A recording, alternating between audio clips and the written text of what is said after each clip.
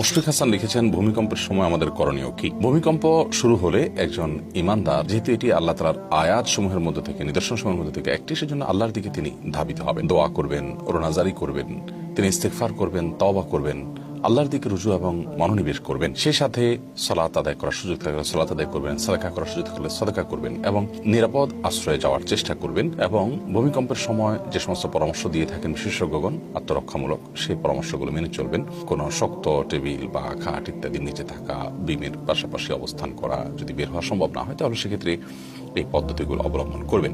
সেই সাথে আল্লাহ তাআলার জিকির ইত্যাদি নেক আমলগুলো করবেন অব্যাহত গতিতে। নবী করিম সাল্লাল্লাহু আলাইহি ওয়াসাল্লাম যখন এরকম কোন ঝড় বাতাস তিনি দেখতে পেতেন, তখন তিনি আল্লাহর কাছে পানাহ চাইতেন যে, আল্লাহ, এই ঝড় বাতাসের কল্যাণ আপনার কাছে আমরা চাই, এর অকল্যাণ থেকে আমরা আপনার কাছে পানাহ চাই। অতএব ইমানদার যে কোনো মুহূর্তেই এ ধরনের পরিস্থিতিতে আল্লাহর দিকে আরো বেশি আমাদেরকে রুজু হতে হবে। ইনশাআল্লাহ আল্লাহ তাআলাই আমাদেরকে হেফাজত করবেন এবং রক্ষা করবেন।